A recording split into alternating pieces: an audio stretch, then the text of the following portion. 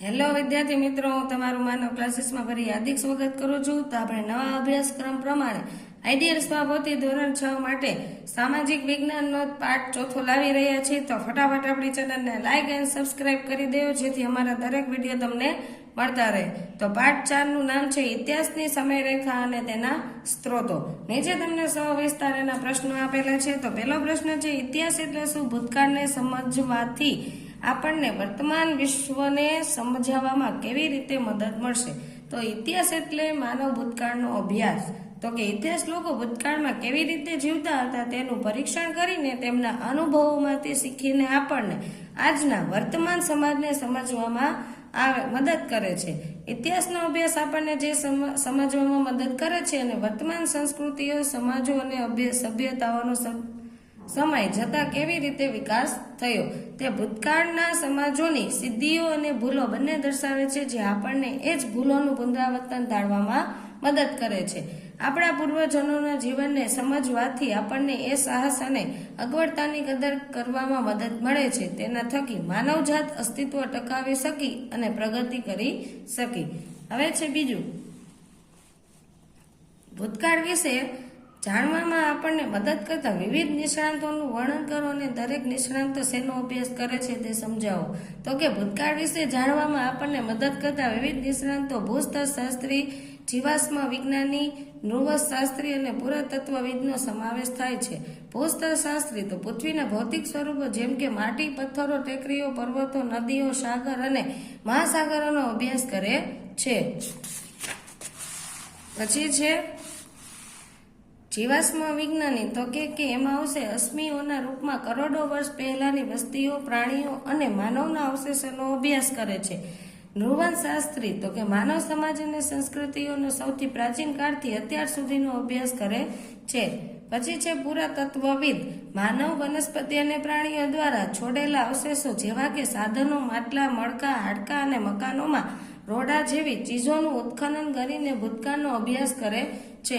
ઇતિહાસકાર તો કે પોતે બહુવિધ સ્ત્રોતોમાંથી માહિતી એકત્રિત કરીને અને તેની વિશ્વસનીયતાનું કાળજીપૂર્વક મૂલ્યાંકન કરીને ભૂતકાળનો અભ્યાસ કરે છે અને તેના વિશે લખે છે.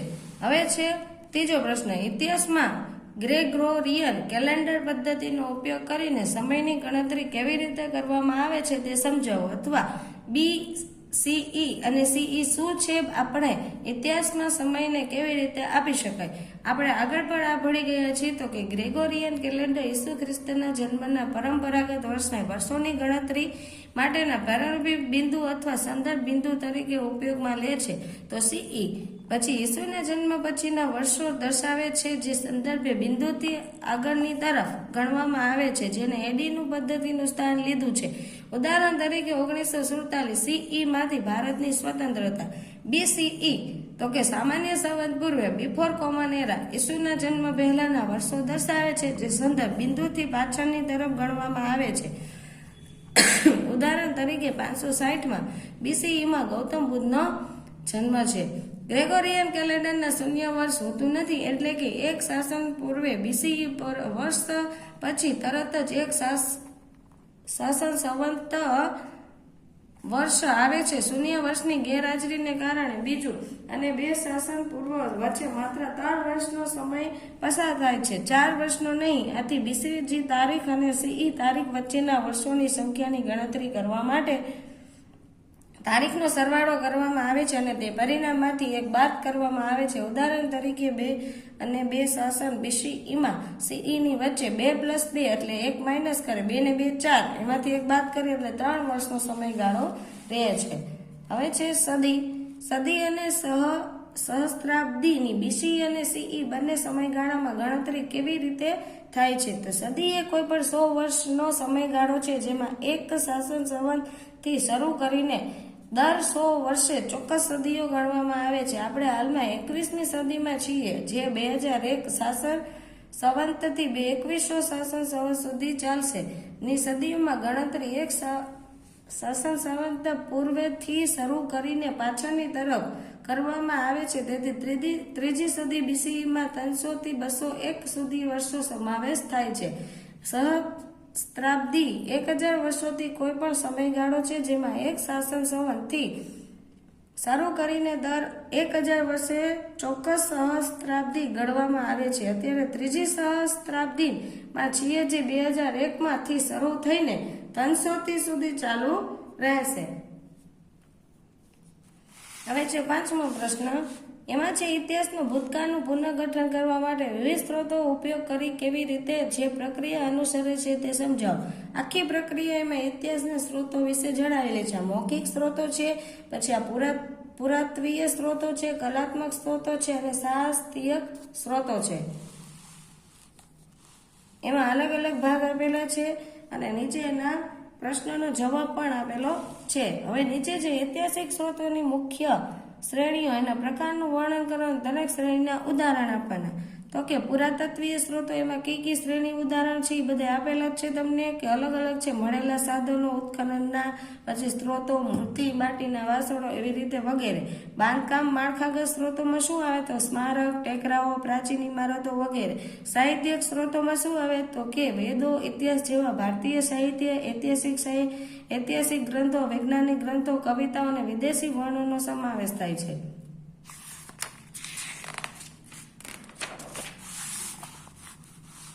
પછી છે શિલાલેખો. તો એમાં આવશે સિક્કાઓ, તામ્રપત્રો, હસ્તપ્રતો પર જોવા મળે છે, જે ભૂતકાળના સીધા લેખિત પુરાવા પૂરા પાડે છે. પછી છે કલાત્મક સ્ત્રોતો. તો કે ચિત્રકલા, મૂર્તિકલા, પેનલોનો સમાવેશ થાય છે, જે ઐતિહાસિક સમયગાળાના દ્રશ્યો દર્શાવે છે. મૌખિક સ્ત્રોતો. તો કે લોક સાહિત્ય, વંશાવલીની પરંપરાઓ, પેઢી દર પેઢી કહેવાતી વાર્તાઓનો સમાવેશ થાય છે. પછી છે ઇતિહાસ સમજવામાં વિવિધ સ્ત્રોતો આપણને કેવી રીતે મદદ કરી શકે? તો કે ચોક્કસ માહિતી જોઈ, પછી જીવનશૈલીની સમજ જોઈ, પરિવર્તનનું જ્ઞાન ને ઐતિહાસિક ઘટનાઓ, જેમાં અંદર ઇન ડિટેલ બધી એમાં આપેલી છે. નીચે પણ એવી રીતના જ છે. ઇતિહાસકારો ગુપ્તચર સાથે કરી શકીએ તો સમર્થન માટેના કારણો આપેલા છે, જેમાંથી તમને એમ કે કોઈ પણ 3 કારણ સમજાવો તો તમારે 3 સમજાવવાના રહે. એવી રીતના જો બધા કહે તો બધા રહેશે. પછી છે શરૂઆતના માનવીઓ કેવી રીતે જીવતા હશે, તે આખી માહિતી આપેલી છે. તે કેવી રીતના રહેતા, કયો ખોરાક લેતા, કઈ જગ્યાએ એનું રહેઠાણ હતું બનાવતા. પછી છે ટૂંકમાં ઉત્તર આપેલા છે. એમાં પહેલો પ્રશ્ન છે ઇતિહાસની વ્યાખ્યા આપો અને તેનો મુખ્ય હેતુ જણાવો. ઇતિહાસની વ્યાખ્યા. તો ઇતિહાસ એટલે માનવ ભૂતકાળનો અભ્યાસ. તે ભૂતકાળના સમાજોનું પરીક્ષણ કરીને આપણને વર્તમાનને સંપૂર્ણ રીતે સમજવામાં મદદ કરે છે. અસ્મિયો એટલે શું અને ઇતિહાસને સમજવા માટે તે શા માટે મહત્વપૂર્ણ છે? તો કે અસ્મિયો એટલે પ્રાણીઓના પદ્મચિહ્નો કે છાપ, વનસ્પતિ અને પ્રાણીઓના ભાગો જે જમીન અને ખડકોના સ્તરોમાં સચવાયેલા જોવા મળે છે. જીવાશ્મ વિજ્ઞાનીઓ કરોડો વર્ષ પહેલાના જીવન વિશે જાણવા માટે તેનો અભ્યાસ કરે છે. અસ્મિયો આપણને પૃથ્વીના ઇતિહાસને અને વનસ્પતિ, પ્રાણીઓ તથા મનુષ્યો વિકાસ કેવી રીતે થયો તે સમજાવવામાં મદદ કરે છે. સમયરેખા એટલે શું? તે ઇતિહાસને સમજાવવામાં કેવી રીતે મદદ કરે છે? તો કે સમયરેખા એક અનુકૂળ સાધન છે. જો કોઈ પણ ચોક્કસ સમયગાળાને આવરી લેતી તારીખો અને ઘટનાઓનો ક્રમ દર્શાવે છે. તે ઐતિહાસિક ઘટનાઓ કયા ક્રમમાં બની છે તે સમજવામાં આપણને મદદ કરે છે. તેથી તે ઘટનાઓ ક્રમ અને સમયગાળો સ્પષ્ટ કરીને જોવામાં મદદ કરે છે. ગ્રેગોરિયન કેલેન્ડર એટલે શું અને આજે તેનો ઉપયોગ કેવી રીતે થાય છે? ચાલો, નીચે તમને પ્રશ્ન કેલેન્ડર સાથે આપેલો છે, જે જોઈને તમે કરી શકો છો. અને નીચે પણ ગ્રેગોરિયન વારો છે, જે આપણે આગળ હમણાં જોયા હતા. એમાં 3 વર્ષનો સમયગાળો પસાર થાય છે તેવી વાત કરી હતી. એ જ પ્રશ્ન અહીંયા આપેલો છે તમને ટૂંકમાં ઉત્તરમાં. પાછળ છે 6થો પ્રશ્ન. પ્રારંભિક માનવો તેમના રોજિંદા જીવનમાં આગ અને સાધનનો ઉપયોગ કેવી રીતે કરતા? એટલે કે આગળના સમયમાં આગ અને સાધન એટલે કેવી રીતના આગને રાંધવા માટેનો ઉપયોગ કરતા. પછી સાધનો એટલે કે કેવી રીતના પ્રાણીઓ કુહાડીની ખાવા માટેના જે આપણે વપરાશ જે વસ્તુઓ હતી બધાને કેવી રીતના ઉપયોગ કરતા એની માહિતી આપવાની છે. માટીકામથી ટેકનોલોજીની પ્રારંભિક માનવ સમુદાયોને કેવી રીતે મદદ કરી છે તે તમને અહીંયા આપેલું છે. માટીકામના કારણે પ્રારંભિક માનવીઓ ખોરાક અને પાણીનો સંગ્રહ કરવા માટે માટલા અને માટીની વસ્તુઓ બનાવી શક્યા. અને મહત્વપૂર્ણ તકનીકી પ્રગતિ હતી જેણે સ્થાયી જીવનને વધુ વ્યવહારુ અને આરામદાયક બનાવ્યું છે. ભારતીય ઉપખંડમાં માટીકામની ટેકનોલોજી લગભગ 6000 પૂર્વની આસપાસ અસ્તિત્વમાં આવી, જે સમુદાયોના વિકાસમાં મદદરૂપ થનારી જેવી ટેકનોલોજી પૈકી એક હતી. હવે નીચે તમને એના કારણ પણ આપેલા છે, બંને સારા છે, પૂછાય એવા છે પરીક્ષામાં, જેથી સરખી રીતે પાકા કરી લેવા. બીજો પ્રશ્ન વધારે પૂછાય એવો છે પરીક્ષા માટે. હવે તમને અહીંયા તફાવત પણ આપેલા છે, એની નીચે તમને 1-2 વાક્યના ઉત્તર આપેલા છે. એમાં પહેલો પ્રશ્ન છે E.H. કાર કોણ હતા અને તેમણે ઇતિહાસ વિશે શું કહ્યું છે? તો કે એક પ્રખ્યાતકાર ઇતિહાસકારક હતા. તેમણે કહ્યું કે ઇતિહાસ આજના સમાજ અને ગઈકાલના સમાજ વચ્ચેનો અનંત સંવાદ છે. આપણે ભૂતકાળના પ્રકાશમાં જ વર્તમાન સમાજને સંપૂર્ણ રીતે સમજી શકીએ છીએ. હવે તમારી સૌથી જૂની યાદ કઈ છે? તે તમે સમયે તમારી ઉંમર કેટલી હતી? તમારી જૂની યાદ તમારે દર્શાવવાની છે અને તમારી ઉંમર કેટલી હતી એ કહેવાની છે. પછી પાછળ ત્રીજો પ્રશ્ન છે, પુરાતત્વવિદ શેનો અભ્યાસ કરે છે? તો કે પુરાતત્વવિદ માનવ, વનસ્પતિ અને પશુઓ દ્વારા છોડેલા અવશેષો જેવા કે ઉપકરણો, માટલા, વાસણો, મણકા, મૂર્તિઓ અને મકાનોના રોડા જેવી ચીજોનું ઉત્ખનન કરીને ભૂતકાળનો અભ્યાસ કરે છે. ઐતિહાસિક સંદર્ભમાં યુગ શબ્દનો અર્થ શું થાય? તો કે ઐતિહાસિક સંદર્ભમાં યુગ એટલે સમયનો નિશ્ચિત કાલખંડ જે સામાન્ય રીતે કોઈ ચોક્કસ વ્યક્તિના જન્મ અથવા શાસનની શરૂઆત જેવી કોઈ મુખ્ય ઘટનાથી શરૂ થાય છે. સાહિત્ય સ્ત્રોતોના 2 મુખ્ય પ્રકારોના નામ, તો કે ભારતીય સાહિત્ય અને વિદેશી વર્ણનો. પછી છે ઇતિહાસકારક શું કરે છે? તો કે ઇતિહાસકારક એક એવી વ્યક્તિ છે જે જુદા જુદા સ્ત્રોતોમાંથી કાળજીપૂર્વક માહિતી એકત્રિત કરીને ભૂતકાળનો અભ્યાસ કરે છે અને તેના વિશે લખે છે. પછી છે શરૂઆતના માનવીઓએ કયા આભૂષણો બનાવ્યા હતા? શરૂઆતના માનવીએ પથ્થર અને મણકા ગૂંથેલી માળા, તેમની પ્રાણીઓના દાંતના માદળિયા જેવા સરળ આભૂષણો બનાવ્યા છે. આધુનિક માનવીઓ પૃથ્વી પર સૌપ્રથમ ક્યારે દેખાયા હતા? પૃથ્વી પર લગભગ 3 લાખ વર્ષ પહેલા. મરણોપરાંત જીવંત એટલે શું? તો કે મરણોપરાંત જીવંત એટલે મૃત્યુ પછીનું જીવન. શરૂઆતના સમુદાયો દ્વારા સાધનો બનાવવા માટે કઈ ધાતુઓનો ઉપયોગ કરવામાં આવે છે? તો કે શરૂઆતના સમુદાયો દ્વારા સાધનો બનાવવા માટે સૌપ્રથમ તાંબુ, પછી લોખંડ જેવી ધાતુઓનો ઉપયોગ કરવામાં આવતો હતો. શરૂઆતના સમુદાયો કયા કારણોસર નદીઓ માટે વસવાટ કરવા લાગ્યા? તો કે નદીઓ પાસે પાણીની સરળ ઉપલબ્ધતા અને ખેતી માટે જમીનની ફળદ્રુપતા હોવાને કારણે શરૂઆતના સમુદાયો નદીઓ પાસે વસવાટ કરવા લાગ્યા. હવે નીચે તમને એની વ્યાખ્યા આપેલી છે, સમયરેખા. તો કે ઐતિહાસિક ઘટનાઓ કયા ક્રમમાં બની શકે તે દર્શાવવા અનુકૂળ સાધનને સમયરેખા કહેવાય છે. પછી છે પલ્લી અને ઉપગામ. તો એક નાની વસાહત અથવા નાના ગામને પલ્લી કહેવામાં આવે છે. પછી છે ધાતુશાસ્ત્ર. તો કે કાચી ધાતુમાંથી ધાતુઓને અલગ કરવાની અને તેમાંથી ધાતુની વસ્તુઓ બનાવવાની ક્રિયાને ધાતુશાસ્ત્ર કહેવાય છે. પછી છે ભાગ્યા મુજબમાં સમયગાળા વિશેની પૂરતી માહિતી ભરીને નીચેનું કોષ્ટક પૂર્ણ કરવાનું છે. જે તમને આપેલું છે, જો પરીક્ષામાં તમને પૂછે તો તમારે એ રીતે બનાવવાનું રહેશે. હવે છે ઐતિહાસિક ઘટનાઓને કાળક્રમમાં ગોઠવવાની છે. તો મેં ગોઠવેલી જ છે. પહેલા કઈ આવે, બીજી કઈ આવે, ત્રીજી કઈ, ચોથી કઈ છે, પાંચમી કઈ અને છઠ્ઠી કઈ. એવી જ રીતે નીચે પણ પાછું આપેલું છે.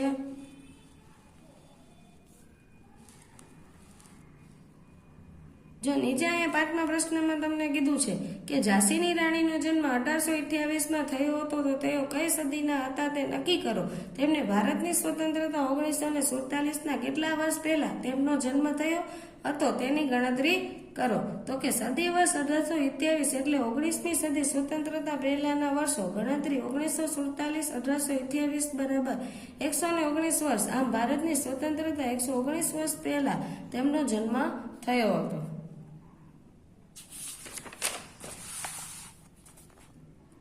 છઠ્ઠો પ્રશ્ન છે 12,000 વર્ષ પૂર્વે ને BCE તારીખના ફોર્મેટમાં ફેરવો. તો કે સામાન્ય રીતે 2000 શાસન પૂર્વેની આધાર માનીને 12,000 વર્ષ પહેલા આશરે 10,000 શાસન સંવત પૂર્વે તરીકે દર્શાવવામાં આવે છે. જો આપણે હાલના વર્ષ 2024માં પ્રમાણે સચોટ ગણતરી કરીએ તો 12,000 - 2024 કરી એમાં પ્લસ ઉમેરો કરી એટલે કે 9,977 થાય છે.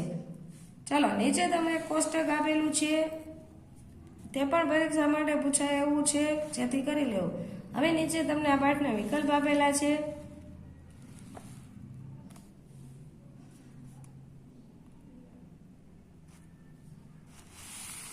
જો પ્રશ્નમાં આપણે મોટા પ્રશ્નમાં જોયું તો એવા જ વિકલ્પ વધારે છે. જો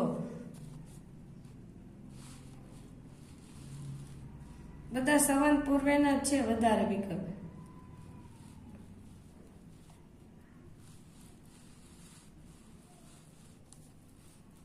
પછી નીચે તમને એની ખાલી જગ્યા પણ આપેલી છે કાઉન્સ સાથે. દરેક ચેપ્ટરમાં કાઉન્સ સાથે ખાલી જગ્યા છે એટલે આઈ હોપ તમને એક્ઝામમાં પણ લગભગ કાઉન્સ આપી શકે.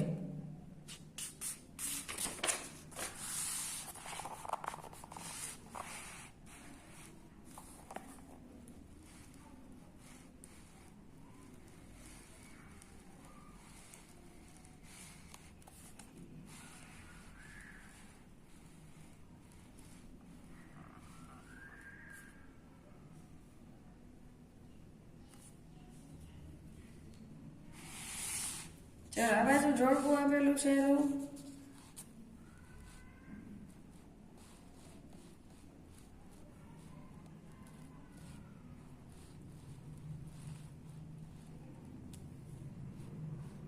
ચાલો આગળના ઇતિહાસના કેટલાક ચિત્રો એ નીચે આપેલા છે તેના વિશે ચિત્રો ક્યાં છે આ બધા ચિત્રોમાંથી તમને મળેલી માહિતી ચિત્રોની બાજુમાં આપેલી જગ્યામાં લખો. તો જો મેં તમને માહિતી આપેલી જ છે. ત્રીજા ચિત્રમાં 12 પણ લખેલું જ છે. ચાલો આ ચેપ્ટર અહીંયા પૂરું થાય છે. તો આપણી ચેનલને લાઈક એન્ડ સબસ્ક્રાઇબ કરવાનું ભૂલતા નહીં અને તમારા ફ્રેન્ડને પણ શેર કરો તેથી નવા અભ્યાસક્રમ પ્રમાણેના વિડીયો દરેક મળતા રહે.